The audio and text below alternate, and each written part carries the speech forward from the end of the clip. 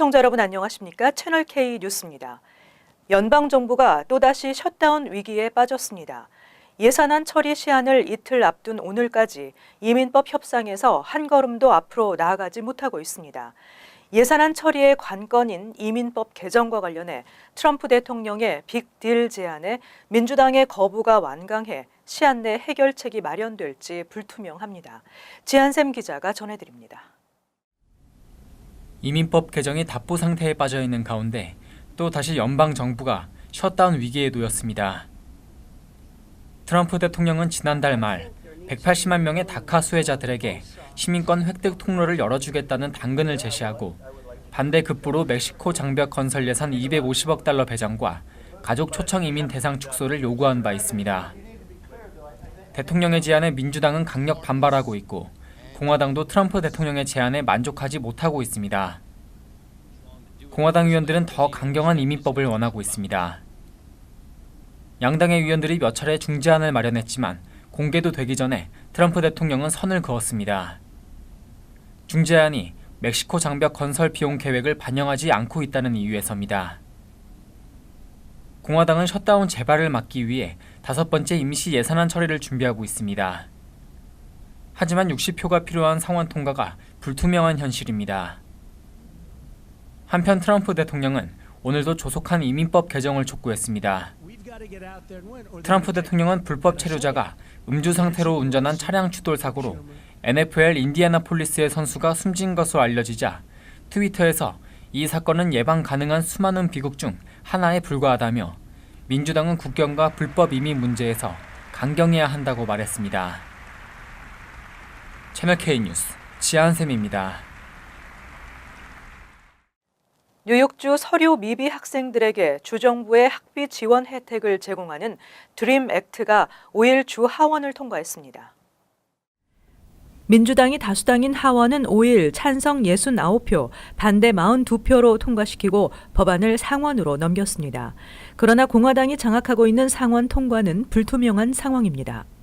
드림 액트가 지난 2011년 처음 발의된 뒤 하원은 계속 통과돼 왔으나 매번 상원 문턱을 넘지 못했습니다.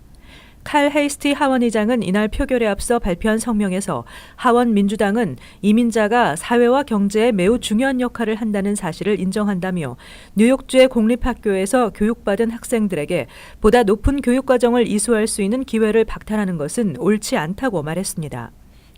그러나 이러한 민주당의 입장과는 달리 공화당은 드림 액트를 여전히 반대하고 있으며 그 이유는 세금이 불법 체류자를 위해 쓰여지면 안 된다는 것입니다. 드림 액트가 시행되면 서류 미비 학생들도 주정부 학비 지원 프로그램 수혜 자격을 얻게 됩니다. 한편 앤드루 쿠오모 주지사는 이날 하원 통과 직후 성명을 통해 상원에서도 드림 액트가 통과돼야 한다고 촉구했습니다. 뉴저지 포틀리 한인 고교생들이 추진해 이루어낸 위안부 기림비 건립이 1개월여 앞으로 다가왔지만 무산 위기에 처했습니다. 위안부 기림비 건립 기금 모금이 크게 부진한 것으로 알려졌습니다. 지난달 공식 발족한 포틀리 위안부 기림비 건립 후원회는 한인 사회를 대상으로 본격적인 기금 모금 활동을 펼친 결과 현재까지 모두 6,745달러를 모금했습니다. 오는 3월 10일 컨스티튜션 파크 제막식을 목표로 하고 있는 포틀리 위안부 기림비 조성 비용은 모두 3만 5천여 달러로 턱없이 부족한 실정입니다. 한인 고교생의 주축이 된 유스 카운슬 오브 포틀리의 학부모들로 구성된 포틀리 위안부 기림비 건립후원회는 일본 극우단체들의 반대에도 불구하고 한인 학생들이 적극적으로 나서 위안부 기림비 조성권을 포틀리 타운 의회에서 승인을 받아낸 만큼 반드시 성사시켜야 한다며 뜻있는 한인들의 적극적인 동참을 바란다고 당부했습니다. 뉴저지 포틀리 타운 의회는 지난해 12월 위안부 기림비 건립 승인안을 표결에 붙여 만장일치로 가결시켰습니다. 포틀리 위안부 기림비 건립 승인은 지난 2016년부터 유스 카운슬 오브 포틀리의 학생들이 추진하기 시작해 1년 6개월 만에 일궈낸 결실입니다. 한국의 민주평통사무처가 잦은 사퇴한 박동주 민주평통 뉴욕협의회 회장의 사퇴서를 수리했습니다.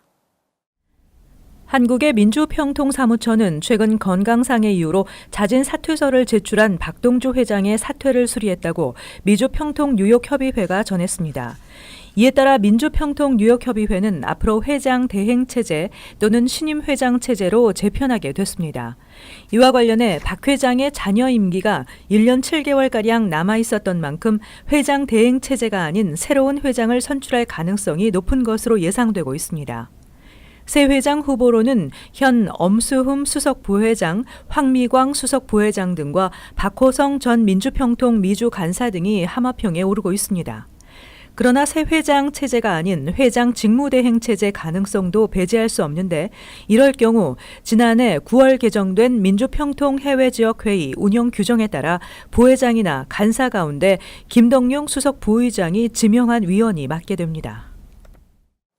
지난 4일 발생한 엠트랙 사고는 위성을 이용해 모든 열차의 위치를 확인하고 제어해 사고를 방지할 수 있는 열차 자동 통제 시스템이 운영되지 않았기 때문이라는 지적이 나왔습니다.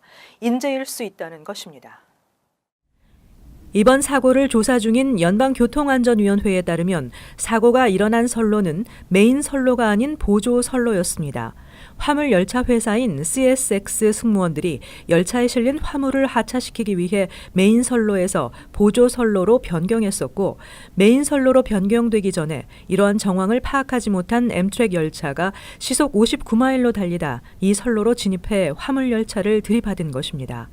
더구나 당시 해당 지역의 자동 신호 시스템이 고장이어서 사람이 수동으로 신호 시스템을 작동한 것으로 밝혀졌고 사고 당시 신호가 어떤 상태였는지는 현재 조사 중입니다. 또 이번 사고가 발생한 지점에 위성 추적 장치를 활용한 열차 자동 통제 시스템이 설치되지 않았는데 이 시스템은 위성을 이용해 모든 열차의 위치를 확인하고 제어해 사고를 방지할 수 있는 시스템입니다. 로버트 서멀트 연방교통안전위원회 위원장은 이 시스템은 사고를 방지하기 위해 설계된 장치라며 이 시스템이 운영됐더라면 이번 사고는 일어나지 않았을 것이라고 지적했습니다.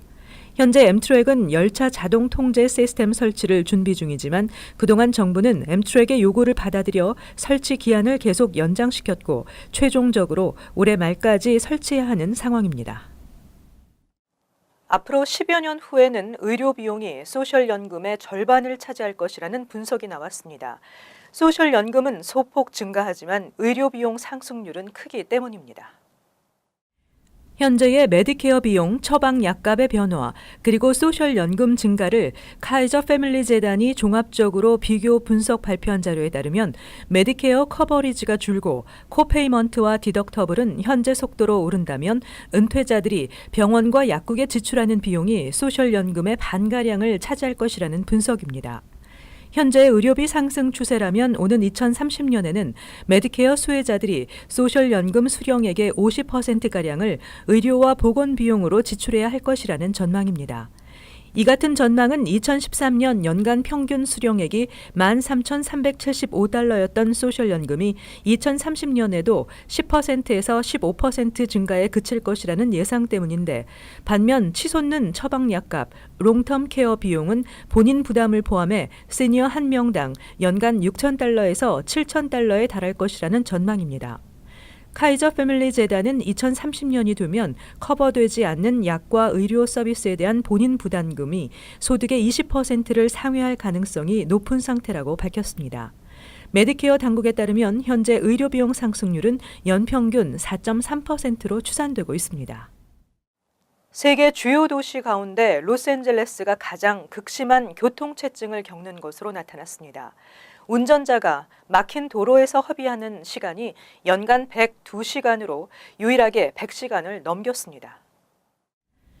교통정보 분석업체 인릭스가 오늘 발표한 38개국 1,360개 도시를 대상으로 교통체증 정도를 분석한 결과에 따르면 LA는 2017년 정체 허비 시간이 102시간으로 91시간의 러시아 모스크바와 뉴욕을 앞질렀습니다. 브라질 상파울로가 86시간으로 4위, 미국 샌프란시스코가 79시간으로 5위를 기록했습니다. LA는 같은 조사에서 6년 연속 1위에 올랐습니다. 가장 심하게 막히는 도로로는 뉴욕의 크로스브롱스 익스프레스웨이가 3년 연속 1위를 차지했습니다. 정체 때 평균 속도는 뉴욕이 시속 7.4마일로 가장 느렸고 LA는 시속 9.9마일, 샌프란시스코는 10.5마일을 각각 기록했습니다. 미국 운전자들이 교통체증으로 허비하는 비용은 연간 3,050억 달러에 달하는 것으로 인릭스는 파악했습니다. 운전자 1인당 평균 비용은 1,445달러로 운전자들이 길에 쏟아버린 시간에 따른 기회비용과 추가 연료 사용 등을 모두 고려한 수치입니다. 요즘 어린아이들은 밖에서 뛰어놀기보다는 앉아서 게임이나 스마트폰을 보는 시간이 많아 운동 부족이 되기 쉽습니다. 뉴저지주에서는 이런 이유로 유치원부터 5학년생을 대상으로 매일 20분 이상 휴식 시간 제공을 의무화하는 법안이 재추진됩니다. 셜리 터너 주 상원의원은 최근 오는 2019년에서 2020학년도부터 유치원에서 5학년이 재학하는 모든 공립학교는 매일 의무적으로 20분 동안의 휴식 시간을 줘야 한다는 내용의 법안을 재상정했습니다. 터너 의원의 이 법안은 2009년부터 지속적으로 추진돼 왔는데 그동안 무산돼 왔습니다. 법안은 어린 학생들의 비만 등을 막기 위해 학교에서 충분히 놀이 시간을 부여해야 한다는 취지를 담고 있습니다. 터너 의원은 운동 부족으로 인해 비만, 고혈압, 심장 질환 등을 앓고 있는 어린이들이 갈수록 늘고 있다며 어린이들이 매일 TV나 비디오 게임, 스마트폰 등만 하느라 적절한 신체 활동을 등한시하고 있다고 지적했습니다. 이 때문에 학교에서라도 매일 꾸준히 운동을 할 수 있게 최소 20분간의 휴식 시간이 부여돼야 한다고 법안 재추진 배경을 설명했습니다. 의학계에서도 적절한 운동은 학업 증진에 도움이 된다고 밝히고 있습니다. 또 교육계에서도 학생들이 신체 활동을 할 수 있게 최소 20분의 휴식 시간이 필요하다는 입장이지만 이를 충족하지 않는 학교도 적지 않은 실정입니다. 이 법안은 지난 2016년에 주 상하원 본회의까지 통과했지만 당시 법안 최종 서명권을 갖고 있던 크리스 크리스티 전 주지사가 거부해 무산되기도 했습니다. 이어서 LA 지역 한인사회 소식입니다. LA에서 경범죄로 체포된 노숙자 수가 지난 5년 사이 급증한 것으로 나타났습니다. LAPD에 따르면 지난 2016년 체포된 노숙자 수는 14,000명으로 지난 2011년부터 5년 사이 31% 가까이 증가한 것으로 나타났습니다. 특히 LA 고등법원은 최근 경범죄 혐의로 기본 $35에서 최대 $238의 벌금을 부과받은 노숙자들이 급증하고 있다며 이는 노숙자들이 거처를 마련하는 데 악영향을 미쳐 결국 노숙자 수 증가로 이어지고 있다고 지적했습니다. 한편 이에 대해 일각에서는 노숙자들의 경범죄 처벌 수위에 대해 어느 정도 조절이 필요하다는 목소리도 나오고 있습니다. 이번 주 남가주 일대에 고온 건조한 날씨가 계속될 것으로 보입니다. 국립기상국은 오는 9일까지 LA를 포함한 남가주 지역의 평균 최고 기온이 80도대에 웃도는 고온 건조한 날씨가 이어질 것으로 예보했습니다. 당국은 이번 더위는 오는 11일쯤 한풀 꺾인 후 14일부터 다시 무더위가 찾아올 것으로 전망했습니다. 한편 전문가들은 고온 건조한 기후가 지속됨에 따라 산불 예방에 각별한 주의가 요구된다고 덧붙였습니다. 이어서 간추린 소식입니다. 브라이언 벤자민 뉴욕주 상원의원 보좌관 타이관 프레이저는 지난 2016년 자신의 페이스북에 아시아계 남성의 눈을 흉내내는 흑인 어린아이들에게 둘러싸인 사진을 올렸다고 4일 뉴욕포스트가 보도했습니다. 사진에는 아시안을 비하하는 인종차별 행동을 한 어린아이들과 함께 도움이 필요한 어린아이들을 도와주러 갔다가 오히려 놀림을 받고 있다는 내용이 게시돼 있습니다. 이에 대해 론킴 뉴욕주 하원의원은 성숙하지 못하고 무책임한 행동이라고 비난했습니다. 뉴욕시 택시업계를 비관하던 60대 택시기사가 5일 오전 7시쯤 뉴욕시청 앞에서 머리에 권총을 쏘고 그 자리에서 숨을 거뒀습니다. 이 남성은 자살하기 수시간 전 페이스북에 뉴욕시와 주정부의 잘못된 정책들이 택시업계를 망쳤다며 마이클 블룸버그 전 뉴욕시장, 빌 드블라지오 시장, 앤드루 쿠오모 뉴욕 주지사 등을 원망하는 장문의 글과 함께 자살을 암시하는 내용을 올렸습니다. IRS는 세금 보고 시기를 맞아 가상화폐 매매 차익에 대한 납세자들의 신고가 미진하다고 판단하고 제대로 신고하지 않은 사람들에게는 벌금을 물릴 것이라고 밝혔다고 파이낸셜 타임즈가 보도했습니다. 미국은 4년 전부터 가상화폐를 투자 자산으로 규정하고 자본이득세를 적용하고 있고 과세율은 과세 등급에 따라 달라지지만 장기 투자 이익에 대해서는 일반적으로 0에서 20%의 세금을 매기고 있습니다. 뉴욕 총영사관이 민원 서비스 개선에 박차를 가하고 있습니다. 5일부터 민원실 오픈 시간을 기존 오전 9시에서 오후 4시에서 오전 9시에서 오후 4시 30분으로 30분 확대했습니다. 또 7일부터 민원인들의 업무를 신속 처리하도록 지원하기 위한 안내 데스크를 운영하기로 했습니다. 이번 조치는 지난달부터 시행에 들어간 복사기 무료 사용 제도에 이은 것입니다. 계속해서 환율과 증권 소식입니다.